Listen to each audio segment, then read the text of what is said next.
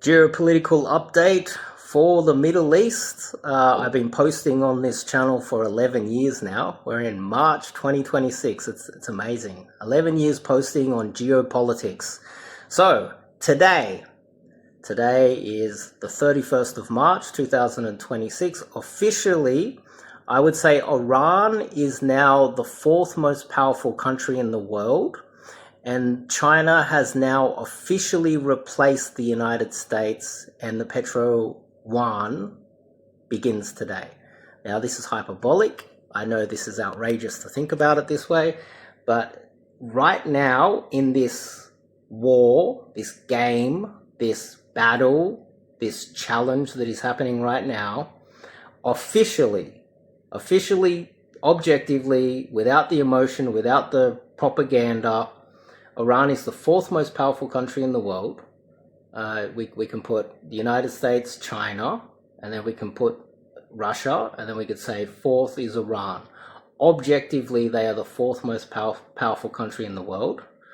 And China has now replaced the United States as the most powerful country and richest country in the world. They replaced the United States without the petro part, without the currency part. But that starts this week.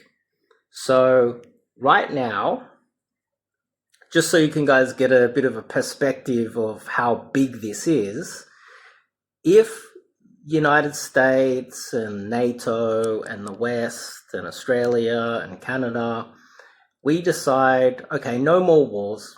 Well, oh, sorry, Iran, we bombed you. We blame Israel. We're going to go home now. Then Iran will claim reparations. They will want payment for all of the damage. And we don't know how much money that's going to be. But let's just say every barrel, because right now every barrel that's going through the Strait of Hormuz has to pay, I think, 200 million equivalent US dollars, but it has to be denominated in the petro yuan. And on top of that, that's on the BRICS, the Chinese system. So Iran is now filling their bank with, it's a Chinese central bank full of petro yuan, and they now have the ability to then tap into the Chinese military industrial complex. Just to get an understanding of what's really happening right now, because this was all the way back in the 10th of March, they shut down the internet. And almost everything that you have seen over the last, say, 21 days has been propaganda or lies. And even 7 days ago, Trump came out and started saying that he's negotiating with Iran. Iran doesn't need to negotiate. They're now the fourth most powerful country in the world, and they're facilitating the petro yuan, and they've now just tapped into with all of that cash that is flushing through to their Chinese central bank. They're tapped into the Chinese military industrial complex. So just to get a perspective, what has just changed? Okay, so if we go home, and the United States quits and goes home and says, oh, okay, look, we couldn't defeat Iran, then Iran will have the ability to charge us whatever they want for whatever barrels are left. And from today moving forward, they will start expanding, because it's not just, there is a financial multiplier that starts today. And that means that every day that goes by, Iran becomes exponentially wealthier and more powerful, and has the ability to then call on China and other allies with these petro yuan, and basically buy people off the same way that Israel has spent the last 100 years doing.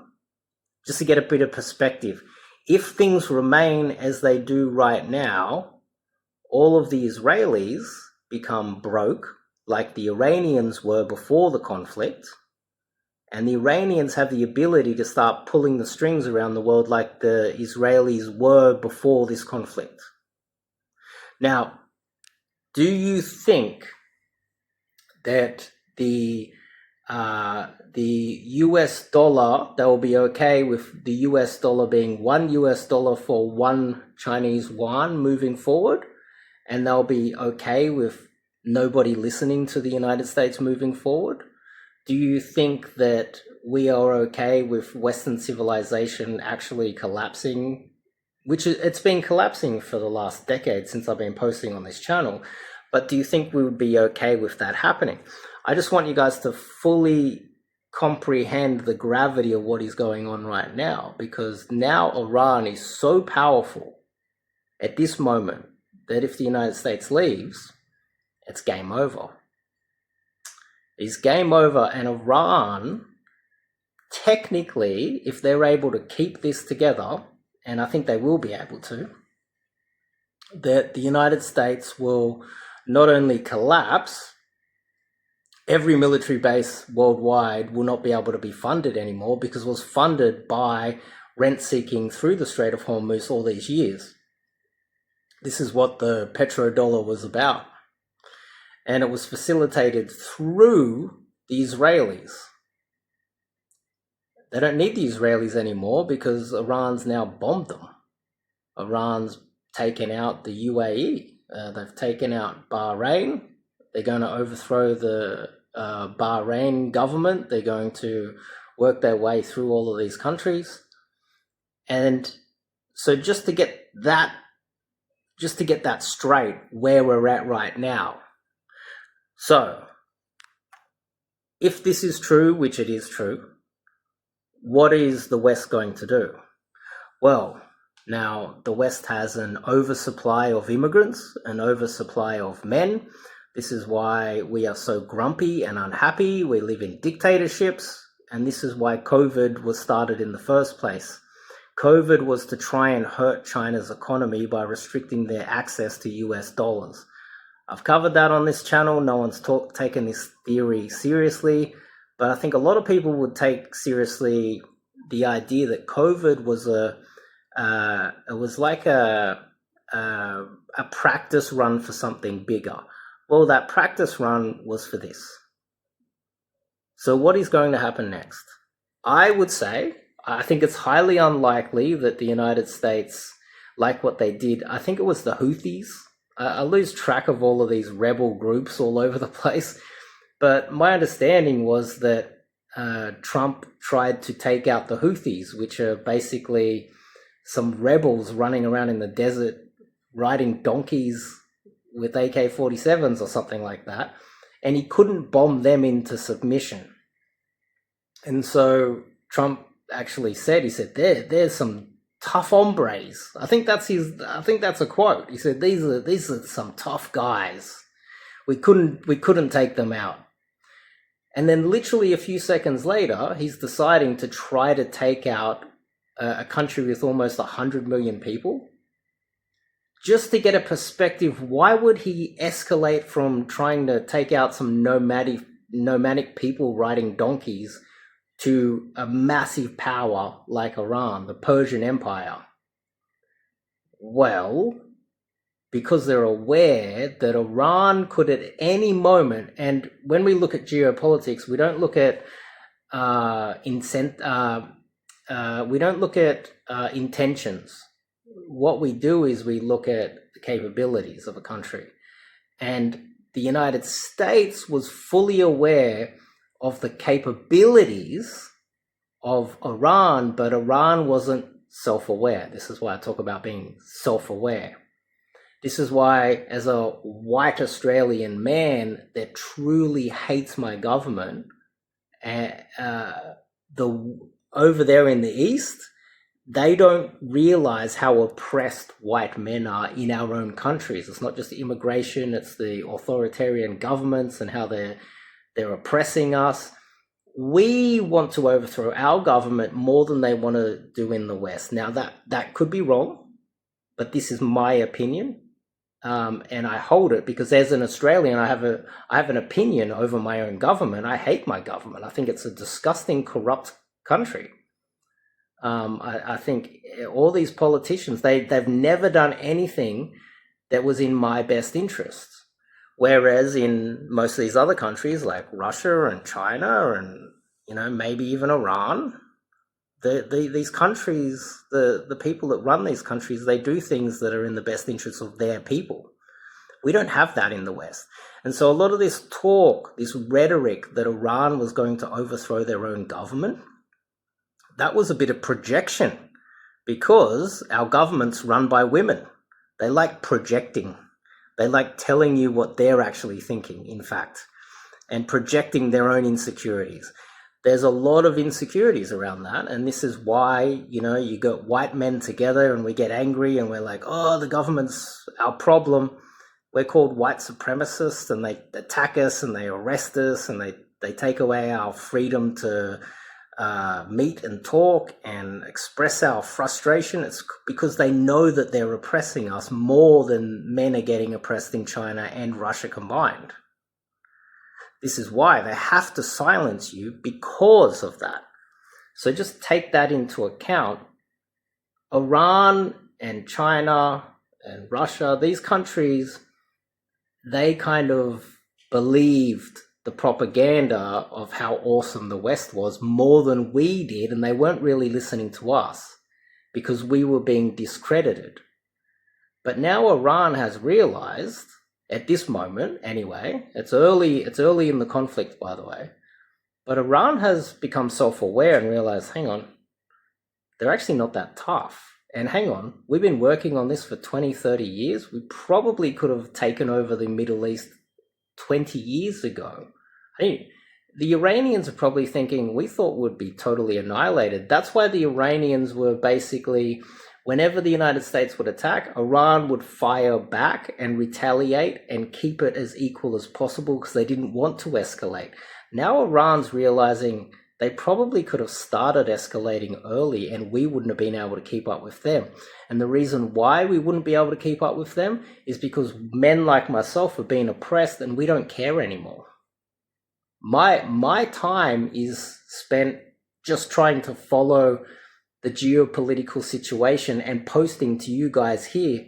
I'm not using my intellect in the government to try to figure. I'm not a rocket scientist. I don't have the ability to do that. They'll probably hire some DEI hire anyway. And so competency-wise, we just can't compete with the East anymore because they've oppressed the majority of the men in the West to the point where the West just can't compete anymore. And I think they kind of know it, so they're holding on to the power, 1984 Orwellian style, and the West will collapse because I don't have the freedom to really use my intellect. And there's hundreds of thousands of men in Western civilization that don't have the ability to really contribute. Whereas in China, it's like, I've got an idea. If you've got an idea, you're welcomed in China and Russia. Yeah, I've got an idea. Let's try this new thing. I've got let me use my... We don't have that in the West. It's just oppressing men like myself, taking away our rights. So now I've had that rant. I think it's important to understand that Iran has become self-aware. They are fully aware of how impotent the West is. And even though Iran has been totally decimated, again, join my Telegram group. I've got a Telegram group there. I make these videos like once. When was the last time? The last one I uploaded was at least 20 days ago or more. I'm not posting every day to make money, that's for sure. But in the Telegram group, which you can find, I will post it somewhere. Look in the community notes, whatever. I post. Sometimes I can post up to 50 times a day in the Telegram group just to get an understanding on how much I've got my thumb on the pulse. And if you want to have your thumb on the pulse, join the Telegram group. It's so much easier. I can just go bam, post there. But here, I got to grab my phone. I got to put together my thoughts, and I got to compile like a summary of everything that I've seen. And I'm basically just talking to you guys from memory, by the way. I'm not getting invited on podcasts where someone can actually talk to me and run through what I've seen, but you can see everything that I'm seeing in that Telegram group. So hopefully I've sold that to you. You can go check it out. Now, with that said, what's the probability of us letting this be? I would say 0% chance. I think it's highly likely that we find ourselves in another Gallipoli situation. But it won't just be a Gallipoli situation. It might be bigger than that. It might be massive. And it's highly likely that in Australia and Canada, the United States, Britain, we have conscription. And they start sending hundreds of thousands of men to the Middle East to fight Iran. And this is not a Gallipoli situation where we might only lose like 40,000, 50,000 troops. This might be an Iranian situation where we lose hundreds of thousands, maybe even millions of men. And the West the governments in the West are so out of touch, and they start to believe their own propaganda to the point where they might actually just think that this is a mass problem, a volume problem. We'll just send more men because we're the West, we're superior. Only the government believes that, and other governments are afraid of Western society, Western civilization because of it. Even Trump, look at the Trump administration. They all believe that they are still the most powerful military and country in the world, when my opinion, they haven't been for maybe 20, 30 years, maybe 20 years, 15 years, definitely the last 10 years. China's been the most powerful country, in my opinion, for the last 10 years, easy, since I've been posting on this channel. So we're in a situation where World War III has officially started today. We are in World War III. And there is no way that this escalation is not going to continue. Okay? So this is my take on it. There is a situation now starting where I'm just going to look where this video is quite long already. What I think is going to happen is at this point, the West is going to start sending a lot of troops into the Middle East. We will no doubt have massive conscription in Australia. So if you're in Australia right now, start looking for reasons that you can draft dodge. Start looking for ways that you can avoid it. Start looking, maybe you can become injured or something. Maybe you can build a medical history, something. Maybe you can get off the grid somehow so they can't find you. But it's highly likely that COVID, the lockdowns, and the surveillance state was designed to try to track down people so they can send them to the front lines. And the logistics of this will be literally moving everybody from the West to the Middle East. And there will be an unbelievable amount of military buildup in the Middle East moving forward. We don't know what's going to happen with Russia or China yet. We don't know what Pakistan's going to do. We don't know what Turkey's going to do. And if anyone tells you that they think they know what's going to happen, that's okay. They can have an opinion, they can speculate, but in reality, we don't know. One thing we do know is that if the United States leaves, the United States is finished, as the American empire has officially ended. So today, I just want to make it clear, the American empire has ended today. It's over.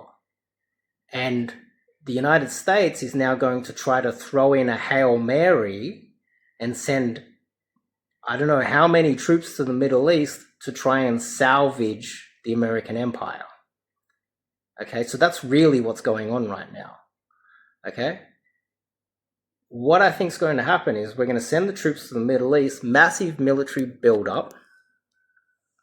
And at that point, while we're over there trying to take out Iran, which I think we'll ultimately lose. But let's just say we're over there fighting Iran and there's some sort of a draw. Iran just gets totally decimated, Israel gets totally decimated, but we somehow have more military in the area, and we start to take back the Strait of Hormuz and we start rebuilding. Now, this is a few steps ahead. We're looking into the future. What happens if our supply lines get broken somehow and we can't get supplies to the Middle East anymore, and they find themselves isolated, and Turkey decides to do something? Well, Israel, the United States, Iran, they destroy themselves. And then, I'm not sure if you guys remember, I've been talking about this for many years, the Ottoman Empire is coming back. Now you can start to see it play out the way I've envisioned it all these years. These countries might just destroy themselves. The United States gets shut off. How do they get shut off? Anyway, we'll get to that in a minute. But they get shut off, and then Turkey takes over. Turkey lands troops in Iran as peacekeepers to help Iran, and next thing you know, for a short period of time, Iran's basically controlled by Turkey. Maybe the Strait of Hormuz gets taken over. Maybe Dubai is run by the Ottoman Empire moving forward. I don't know, but that's the nearest great power. Old Ottoman Empire type thing. That could happen. Now, how's the United States going to get shut off? Because logistically, if the United States gets shut off, then it would leave the Hail Mary, the Pearl Harbor opportunity for Turkey to step in and the Ottoman Empire to come back. Maybe even Egypt gets destroyed as well. It's a possibility. Now, how would the United States get cut off?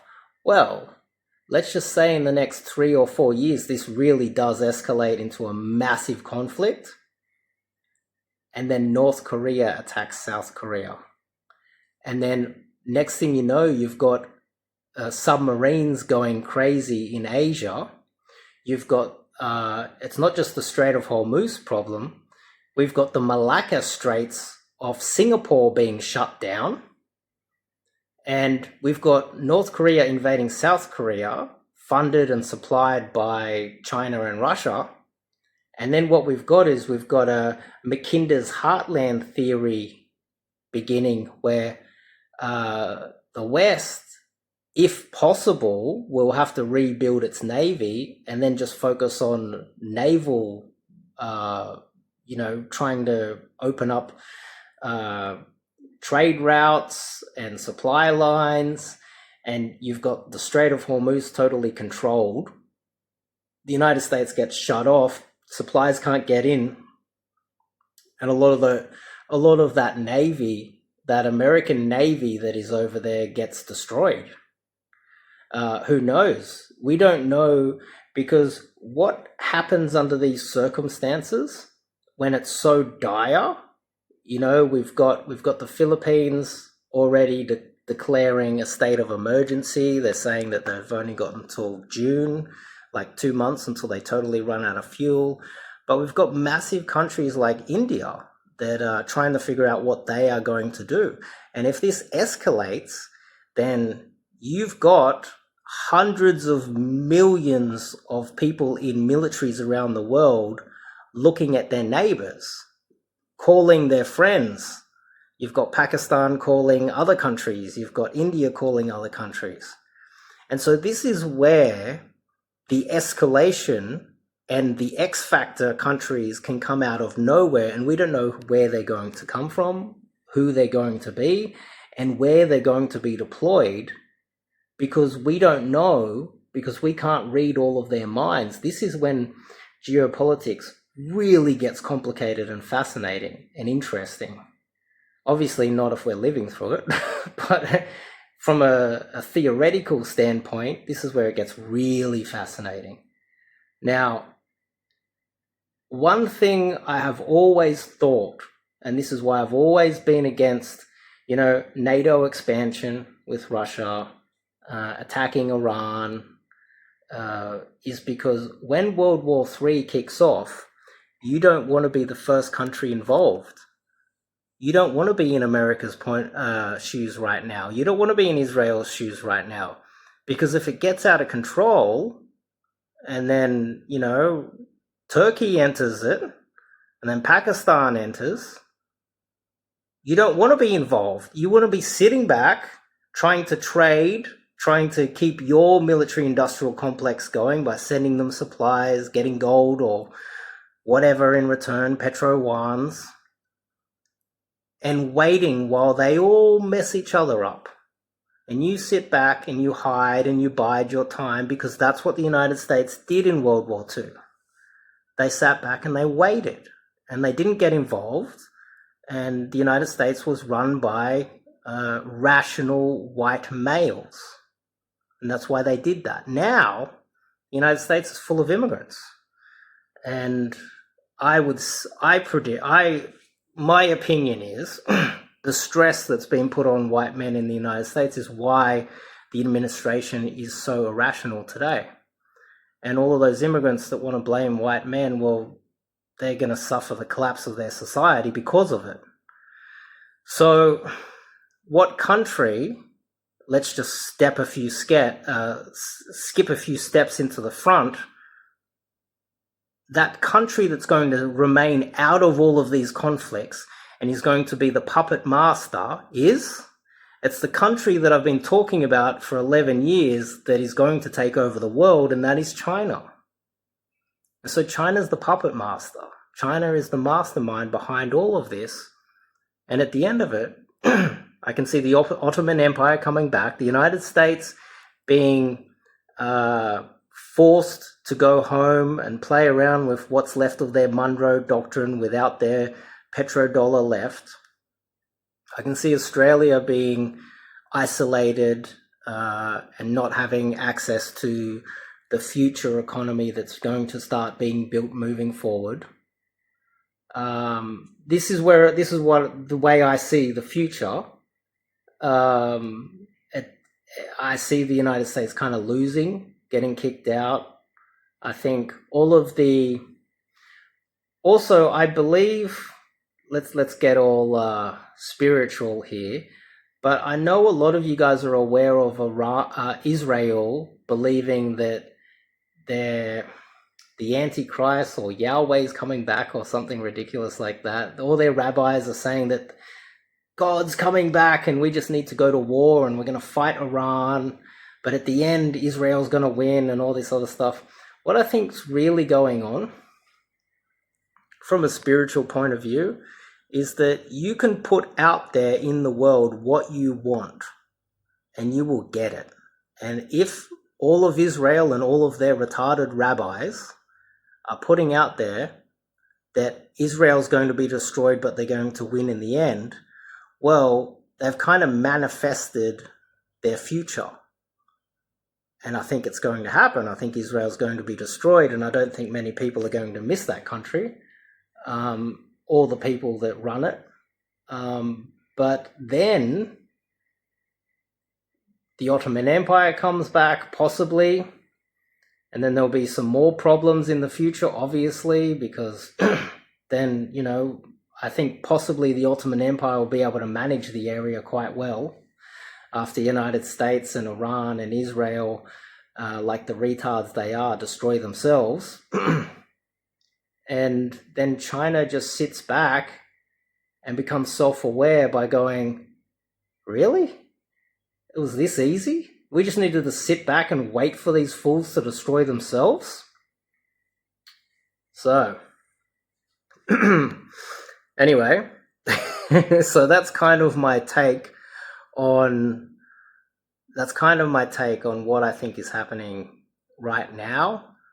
If you're an Australian, or anywhere in the world, if you're an American, highly valuable, join my Telegram group.